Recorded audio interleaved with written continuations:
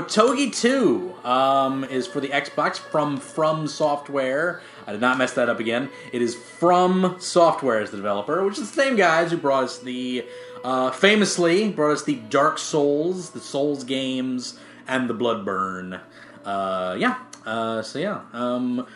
Again, you bought this thing for like $15, brand spanking new out of the warehouse. There you go.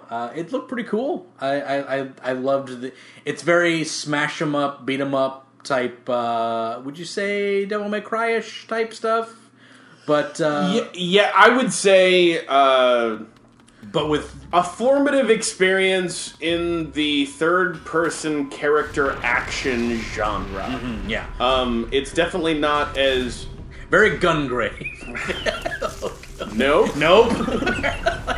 Maybe a better Gungrave, we'll say that. Fans of the podcast know that's not true. That's not true at all. No, but it's got destructible layouts. It's got 5 separate characters you can pick from. I guess you gain them as you go along. Yeah, you unlock them. Like basically, there will be one. these missions where it's like, oh, this dude's you gotta save him, and then you replace him. Yeah. But yeah, you start off the game as Raiko. Raiko. Well, actually, you start off as a woman. That's true. You start off with Cat Lady. Yeah, and then she has to basically free Raiko, right? Who is sealed inside of his sword at the sacred tree. Yeah. So that he can go cleanse the world of demons again. Inside his badass demon slaying sword. Yeah. Which is super dope. Which is like as big as him. It's got good ink on it too. Good tats on that sword. But anyway, he's part of a clan of executioners. And they fight demons. You basically have to cleanse each area of the demon before you move on. So it's basically a hunt and kill mission. Basically Doom. Yeah, basically Doom. Yeah, it is. It's a hunt and kill mission. You kill Japanese demons and stuff.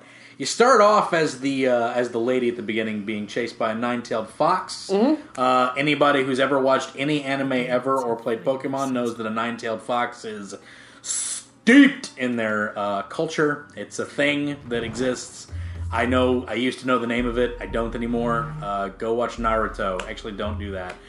If you want to know the history of that 9-tailed fox. Do you want a little history on the game? I would absolutely love some history on that game. All right, cool. The Otogi games are probably one of the first post-launch showpieces for the original Xbox. Sure. This was in the days when Sega had that hot-rodded engine that they were using to fuel a lot of their development for the original Xbox. Sega was one of the companies that came hot and heavy with a lot of really good looking stuff because they had cool tech. Yeah. Gun Valkyrie is a game that you've probably never heard of, but early on in the Xbox's lifespan, you were like, holy shit, nothing looks this good. Yeah. And Otogi's another one of those. From Software actually built this game. I tried to actually look up and see who the director on this was. They're a little tight-lipped about who actually directed all this. Oh. It's not uncommon for that era. Interesting. Especially where they were spread across. One director could technically be overseeing several games. Sure. Because at the same time when they're hot and heavy with the Armored Core games Armored Core. For the PlayStation brand. So, they're brought in by Sega to do Otogi Myth of Demons, the original game. Right. And then, I can't remember the subtitle for Otogi 2, but because I'm not staring at the box right now. So they get brought in to make that game. Yeah. There's a lot of big differences about Otogi than there is for other third-person character action games of the genre. Sure. First of which being, these are not big linear levels for you to progress through ever. Right. They're just not that. Right. They're big, wide-open battlefields. Mm-hmm. And you start in one area, and typically you'll have to end it in one spot. One enemy will pop up and you hit him through a wall, as we saw in one of the cinematics. Yeah. Which you're probably seeing here. Yeah. Huh? Is that there? Is that there? Yeah, sure. Yeah. That's the part of the footage we didn't get, I'm sure. So say there will be 30 enemies or whatever. So you pop in here, and the other thing about this game that's really interesting is because of how cool their tech was, From Software was given so much horsepower with the original Xbox and such a solid engine that they said, well, we can do all kinds of crazy particle effects which means that we can start blowing up geometry. Yeah. So the entire game is just you walking through, light attacking, hard attacking, and just ginning guys up and shooting them out of buildings. So you'll do a hard attack, and a guy will just catapult through a wall into a fucking cliff, and then just this Japanese pagoda that you're in just rips apart. You're like, that's awesome! That's so cool! And he ping-pongs in the background till he's dead. And it does, like a really cool thing that like Battlefield Bad Company did as well. So like if you jump up and do a downstrike at a guy, when he collides with the ground, he makes a hole in the ground. Right. So it's really good. Yeah. Good tech. Mm-hmm. And I just think that for the day, I wish that these games were compatible. Well, more compatible with modern displays. Sure. It's something that, like, God, a PC port of these things could look so crazy. Yeah. It's just that you're limited by frame rate, you're limited by aspect ratio, you're limited by, interlacing issues. Yeah. But these games still hold up really well, and they're really cool. Plug it into a fucking CRT TV and be blown away with just how crazy this game was. My first exposure to Otogi Myth of Demons was with an original Xbox demo disc. Yeah. And interesting. I remember going out and I bought OXM. I feel like there was another game on that on a demo disc that was your first experience with the game we've had on here. My first experience, exposure to a lot of original Xbox games was through that because I wasn't quite in the industry yet. I had done a couple of things here and there. Yeah. But at that point, demos were your first exposure to a lot of stuff. It's true. It's not like it is now, where betas and all this other shit, or you're watching full playthroughs before a game even ships and shit. Yeah, exactly. In those days, you were lucky to get a 640 by 480 tiny real player video of this stuff, and it's like, it seems like it could be cool. That could be alright, maybe. I don't know. Who knows? And so much of that was so faked that you almost never believed that stuff until it was in your hand. Right, until it was in there. It was so early in development anyway. That's like, it's not going to be that when it gets to you. There's two words that I learned to fear when it came to video games was target render. Target render. Like, this is our target render. We don't know if we're going to get that yet. If you want proof of target render, go back and look at the Madden 06. Yeah, the Madden Xbox 360. I remember target. Games don't look that good now. No, they don't. That was a decade ago. That was fake. It was so fake. Oh, Studio Blue made that shit for you, didn't they? Anyway, that was terrible. You might as well just shown me an anime and said that's what our video games are look like. It's gonna look like. It's gonna be rad, right?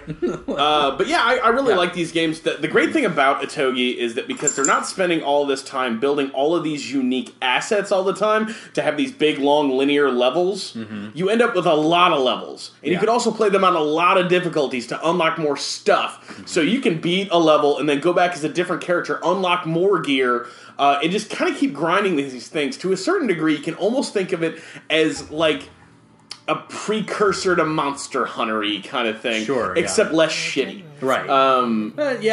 You could call it a precursor. In ways, like, it's way easier, but you could call it a precursor in that regard of grinding, the Souls games.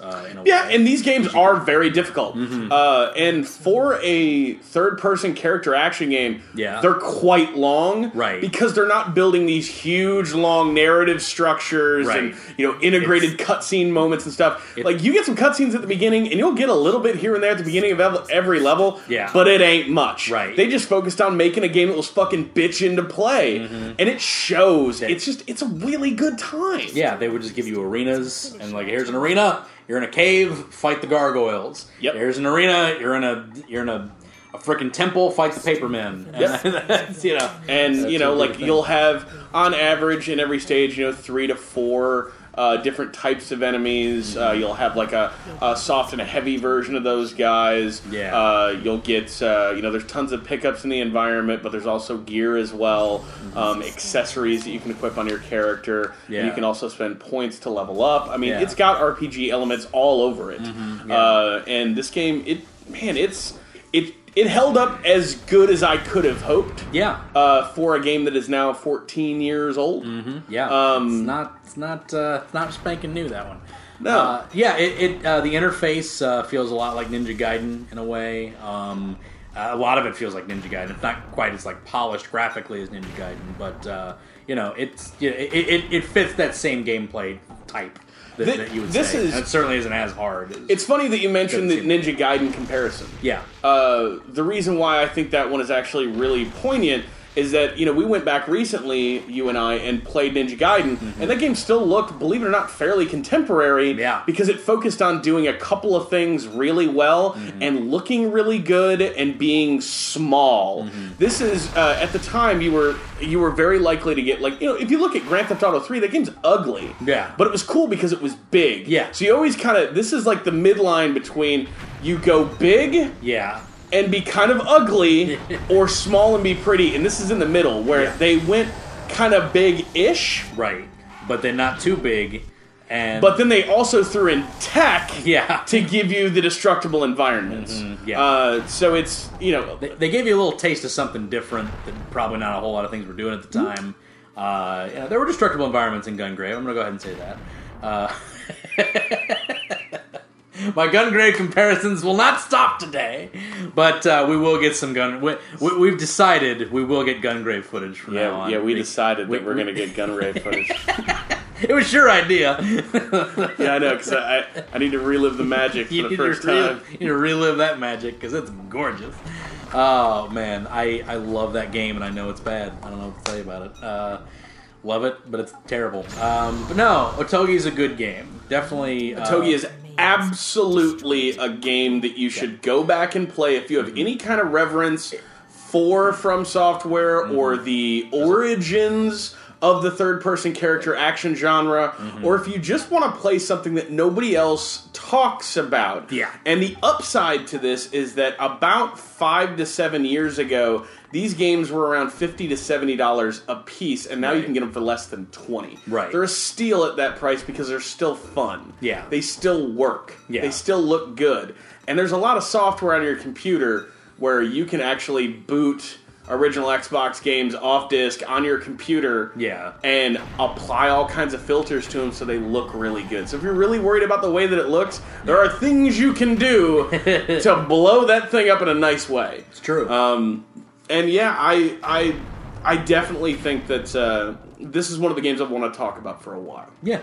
And while I don't necessarily have like a huge protracted story to go with it like a lot of the other games, because just a lot of the development history of this is not really known. Yeah. It's like kind of steeped in mystery, like you said. Sega was taking a shotgun blast approach to third-party development because they were like, okay, we're not supporting a platform anymore, so we got a lot of money to go around. And they just started doing whatever. Yeah.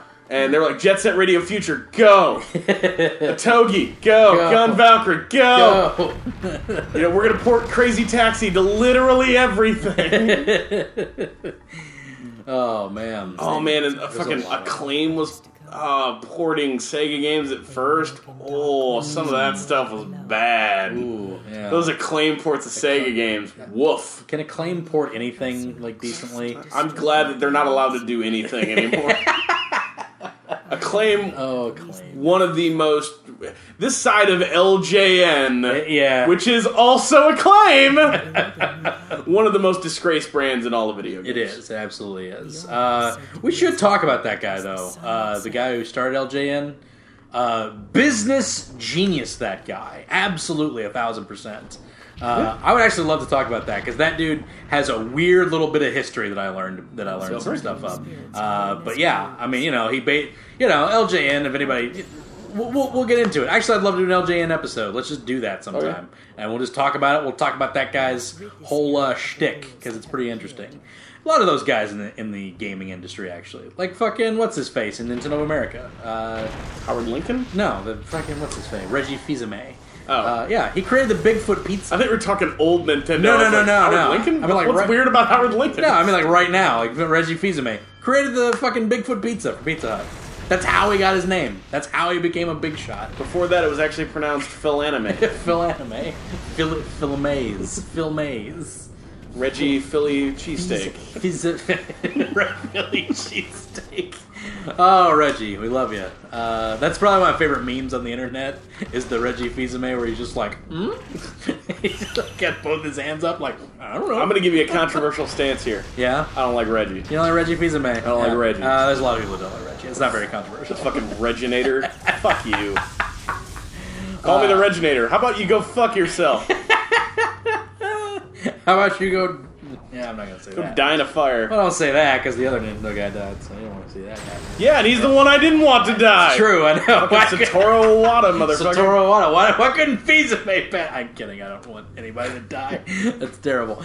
But if there was a gun pointed at Satoru Iwata and Reggie, I would have pushed Reggie in front of Satoru Iwata. If you had 2 bullets, and you had Satoru Iwata and Reggie Fizame, and shoot Reggie twice. Motherfucker. Motherfucker.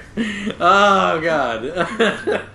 But yeah, I definitely think that, you know, this era of Sega, especially, they were oddly prolific on the original Xbox, especially because Microsoft was doing a lot of things to get their inroads in Japan, which didn't necessarily ever really pan out. No. It panned out better for the 360. Yeah. Because they went with a Japanese-centric approach to that system. The whole fucking... Remember Generation Remix? I remember Generation Remix. You can swap out your faceplates, bro. This one's got an anime lady on it. It's got an anime lady, and we're selling lots of those. Do that. Yeah, I mean that probably sold pretty well for over there. Yeah, for Microsoft's device in Japan, which 360 did quite well. Yeah, it did.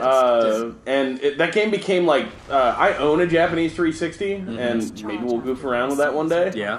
One of the reasons I own it is because I love vertical scrolling shooters, like old school arcade shooters. Yeah, and they all went to the 360 for. I don't know why. How did that happen? Dude, you want to see the new Raiden? Yeah. Only coming to the Xbox One. Weird. Why? I don't know. they get that stuff. Yeah, I don't know. Cave is just like, man, that Xbox. Pretty sweet. Pretty awesome, that one.